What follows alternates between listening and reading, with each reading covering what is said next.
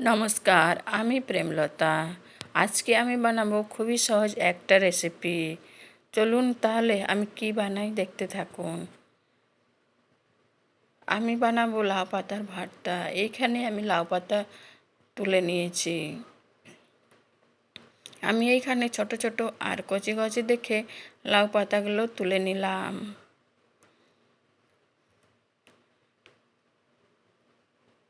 আমার ভিডিও যদি ভালো লেগে থাকে তাহলে লাইক, শেয়ার আর সাবস্ক্রাইব অবশ্যই করবেন। আমি লাউ পাতা ভালো করে বেছে নেব। এইভাবে লাউ পাতা বেছে নিলে ভর্তাতে আর যে সুতো বেরোয় সে সুতোগুলো আর থাকবে না। এইভাবে আমি আগেই সব পাতা বেছে নেব। দেখুন, এইভাবে টানলে সুতোগুলো সহজেই বেরিয়ে যায়। আর আমার লাউ পাতাগুলো সব আমি এইভাবেই বেছে নিলাম। একটা পাত্রে আমি জল দিলাম। ভালোভাবে লাউ পাতাগুলো ধুয়ে নিয়েছি। আর 1 চামচ নুন আর জল দিয়ে ভালো করে সেদ্ধ করে নেব।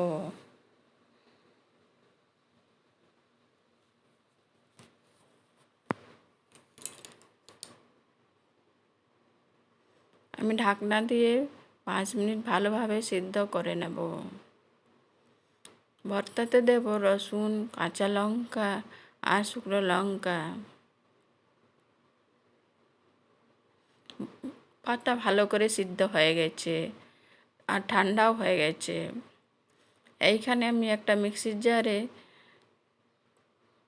পাতাগুলো দিয়েছি আর 4টে কাঁচা লঙ্কা আর কাঁচা রসুন দিয়েছি। কাঁচা রসুনে ফ্লেভারটা খুব ভালো লাগে। দেখুন, সুতো বেছে নিয়েছি, তার জন্য একদম পুরো চাটনির মতন পেস্ট হয়ে গেছে। এইখানে একটা কড়াইয়ে আমি সর্ষের তেল দিয়েছি। সর্ষের তেলে আমি ভালো করে শুকনো লঙ্কাগুলো ভেজে নেব। লঙ্কাগুলো ভালো করে ভাজা হয়ে গেছে। এখন আমি ওই তেলেই ভর্তা দিয়ে দেবো। ফোড়নের মধ্যে আমি দিয়েছিলাম কালো জিরে। ভালো করে ভর্তা এইভাবে আমি ভেজে নেব। ভর্তা ভাজা হয়ে গেছে। এখন আমি একটা প্লেটের মধ্যে তুলে নেব। এইভাবে আমি সব ভর্তা তুলে নিলাম।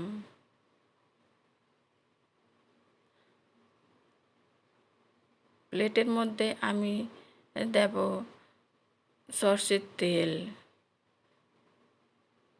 আবারও একটু সর্ষের তেল আর শুকনো লঙ্কা দিয়ে ভর্তাটা ভালো করে মেখে নেব।